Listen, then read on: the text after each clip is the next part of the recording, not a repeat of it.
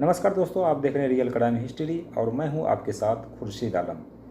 कभी कभी ऐसी क्राइम हो जाती है जिसकी लोग कल्पना भी नहीं कर सकते। कभी कभी गरीब लोगों के साथ इस तरह से अत्याचार होता है कि आखिर वो अपनी जो दुख सुनाए तो किसको सुनाए। ऐसे ही एक कहानी कोरोना काल के आसपास की है।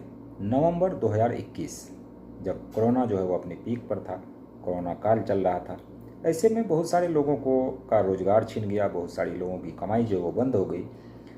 और ऐसे में एक घटना जो वो सामने आती है, और ये घटना बिहार की है, बिहार के मुजफ्फरपुर की है।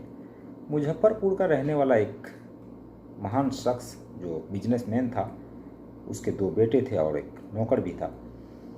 तो इस कोरोना काल में उन लोगों की, बिजनेसमैन की अगर बात करें तो उसकी बिजनेस जो वो ठीक ठाक चल रही थी।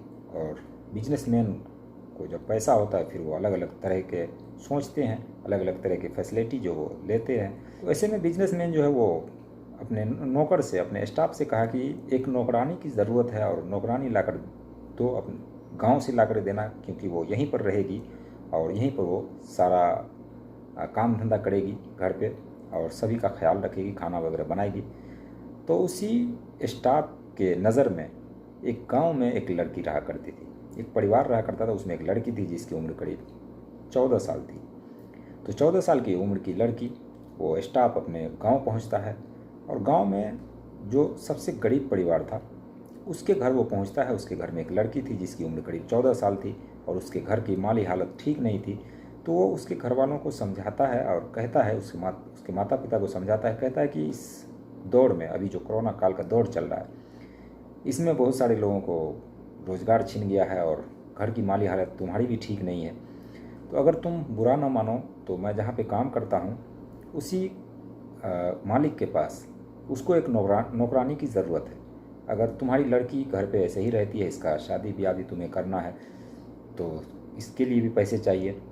तो अगर तुम बुरा ना मानो या फिर ये करना चाहो तो अच्छे खासे पैसे जो वहाँ से मिल जाएंगे और तुम्हारी लड़की को शहर ले जाऊँगा मैं और वहाँ पर एक नौकरी पर रखवा दूँगा। घर में महज 4 लोग हैं, 4 लोगों का ख्याल रखना है, खाना पीना बनाना है और घर की तमाम देख रेख जो वो करनी है। बस इतना ही काम है। इसके लिए उसने 5,000 रुपये का कहा कि 5,000 रुपये जो हर महीने तुम्हें दे दिए जाएंगे।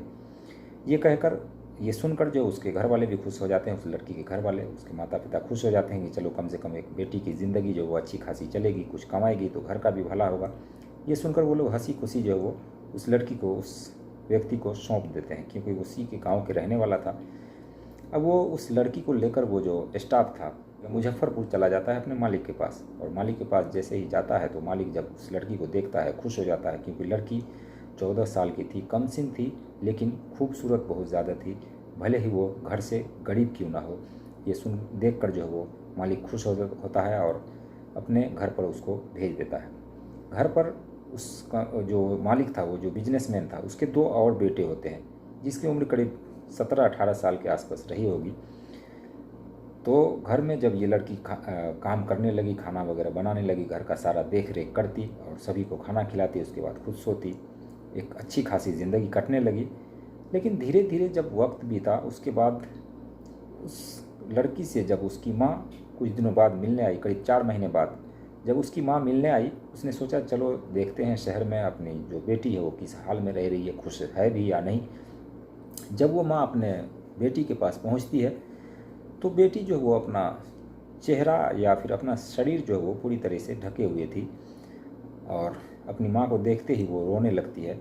उसके बाद उसकी माँ जो उससे पूछती है कि बताओ क्या बात है, तुम पर्दा क्यों की हुई हो। लड़की चेहरा खोलने के लिए तैयार नहीं। जैसे ही लड़की चेहरा खोलती है, चेहरे पर नाखून के निशान थे, उसके शरीर पर नाखून के निशान थे। कोई भी ऐसा जगह बचा नहीं था जहाँ नाखून के निशान नहीं थे, जहाँ उसके साथ हैवानियत ना की गई हो। ये देखकर माँ दंग रह जाती है और पूछती है कि आखिर तुम्हारे साथ किसने ये किया।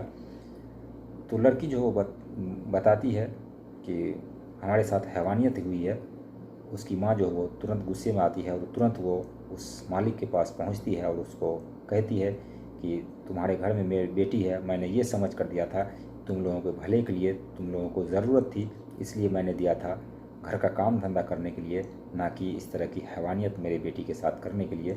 ये सुनकर वो जो मालिक है वो थोड़ा सा चौंक भी जाता है, लेकिन वो कहता है कि आप एक काम करो, आप बुरा ना मानो, तो मैं अपने बच्चों की तरफ से या फिर जिसने भी हैवानियत की है उसकी तरफ से माफ़ी मांगता हूँ।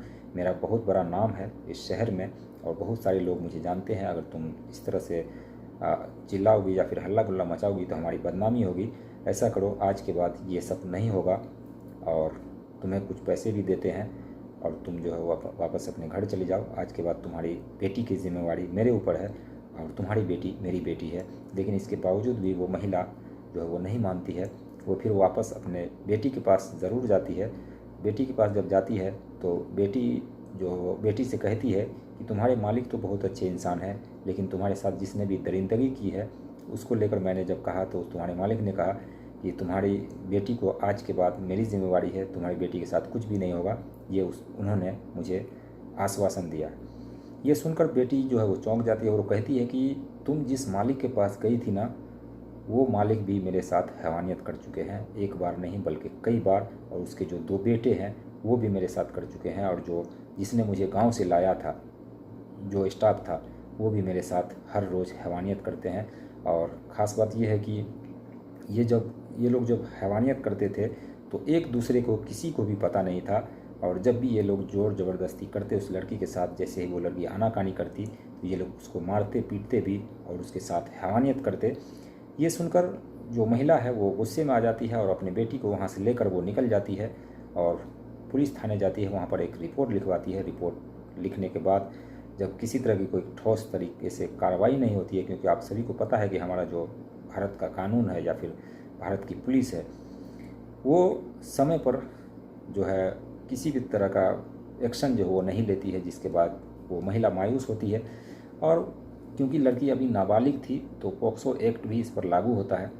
पोक्सो एक्ट के तहत ये एक और रिपोर्ट लिखवाती है महिला थाने में जाकर, और महिला थाने में जब ये रिपोर्ट लिखवाती है तो कड़ी मुशक्क़त के बाद एक्शन होता है, और एक्शन के बाद वो जो चारों लोग जो इसकी नादान बेटी के साथ हैवानियत किए थे, उन सभी चारों आरोपियों को पुलिस जो है वो अपने कब्ज़े में लेती है, गिरफ्तार करके उसे जेल भेज देती है। और पोक्सो एक्ट के साथ साथ कई सारे और मामले जो है उस पर लगाए जाते हैं, कई सारी धाराएँ लगाई जाती है, और अब जो है वो चारों व्यक्ति जेल में है। तो एक मासूम के साथ हैवानियत, नौकरानी जिसे बना कर लाया उसे नौकरानी नहीं बल्कि अपने एक रखेल की तरह उसने इस्तेमाल किया, और रखेल भी इस तरह से उसके जिस्म पर कई सारे जख्म भी दिए, जो जख्म अब जो है कभी भी नहीं धुल पाएगा और जख्म कभी मिट नहीं पाएगा। उसने हरकतें ही ऐसी की थी। तो अब चारों जो है वो जेल में है, और इधर जो लड़की को कहीं ना कहीं देर से ही सही लेकिन इंसाफ ज़रूर मिला। और जब लोग इस पर उतर जाते हैं, इंसाफ के लिए उतर जाते हैं और कड़ी मेहनत करते हैं, तो इंसाफ ज़रूर मिलता है, चाहे वो देर से ही क्यों ना मिला हो। तो दोस्तों, ये थी एक कहानी बिहार की कोरोना काल की, जिसमें एक लड़की किस तरह से जो है अपने मालिक का शिकार हुई। मालिक ही नहीं बल्कि उसके 2 और बेटे का शिकार, और एक उसका जो स्टाफ था उसका भी शिकार हुई, और ये लोग अब जेल में हैं। दोस्तों, इस कहानी को सुनाने का मकसद किसी की भावनाओं से खेलना नहीं बल्कि आप सभी को जागरूक करना है कि अगर विश्वास करें तो किस पर करें, नौकर पर करें, मालिक पर करें, या फिर नौकरानी पर करें। कभी कभी ऐसा आपने देखा होगा कि नौकरानी जो है वो घर में आती है और कई सारे जो उस घर के व्यक्ति होते हैं उस सबको फंसा लेती है, और बाद में कई सारे इल्ज़ाम भी लगाती है, और कई सारे ऐसे मामले आए हैं जिसमें पैसे वसूलने का भी जो है मामला सामने आता है। तो हर जगह जो वो नौकरानी ही गलत नहीं होती और हर जगह मालिक ही गलत नहीं होता, बल्कि कहीं ये गलत होते हैं तो कहीं वो गलत होते हैं। तो ये थी आज की कहानी। बाकी इस कहानी को लेकर आपकी जो भी राय हो कमेंट सेक्शन में ज़रूर बताएं। चैनल पर नए हैं तो चैनल को सब्सक्राइब करके बेल आइकन को प्रेस करें, ताकि हर कहानी आप तक सबसे पहले पहुँचे और आगे इस तरह की क्राइम होने से बचा जा सके। तो मिलते हैं नेक्स्ट वीडियो में नई कहानी के साथ। तब तक के लिए बाय बाय, टेक केयर।